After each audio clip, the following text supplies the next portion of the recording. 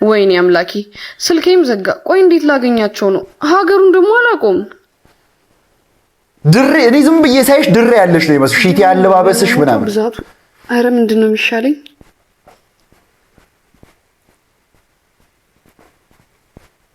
ፍዝዝ ብሏል። በቃ ሂጂለት። ያውቃቸው ይሆን?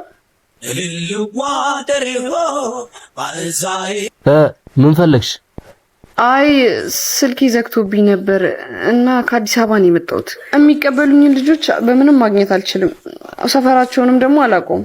ኧረ ጣጣ የለውም፣ እኛ ጋር ነው የምታርፊው። ድሬ እኮ ነው የመጣሽው፣ ፈታ ብለሽ ትሄጃለሽ። የምርህን ነው? በጣም ደስ ይለኛል።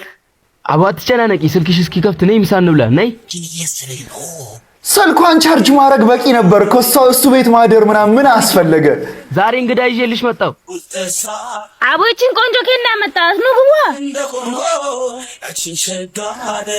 ኧረ ተው ግን፣ ኧረ ተው ሴንስ የሚሰጥ ድራማ ስሩ። ተለበ ወጡ እኮ አልቋል። አቦ አንቺ ደግሞ ከቃላት ታመጪም እንዴ? ወይኔ ግን አስቸገርኩኝ አይደል? እንዴ የምን ማስቸገር ነው የምታወሪው? ፈታ በይ፣ ድሬ እኮ ነው የመጣሽው።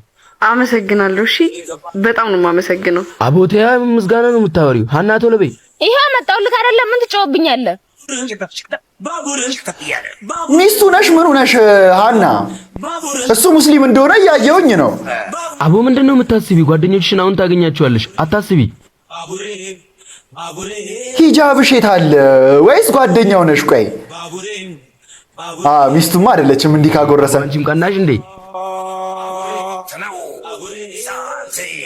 ኧረ ወጡን ጨምሪልን። ሀዬ ድሬ ልጆች አቦ ሀዬ እያሉ ፍቅርን ያለምዳሉ። ፍቅራቸው ደስ ሲል ድሬዎች ይመቻቸው። አቦ እንዲህ ግን ድሬ እንዲህ ናት? የምር ሪል ላይፍ ላይ ድሬ እንዲህ ናት ወይ? እንዲህ እኮ የትም ሀገር እኮ የትም ከተማ ብትሄድ በዚህ ደረጃ ካይንድነስ አታገኝም እኮ። እንዲህ ከሆነ ድሬ እኔ እዛ ነው የምኖረው። እንደውም ነገ መጣሁ። እውነት ከሆነ ንገሩኝ ኮሜንት ላይ ድሬዎች።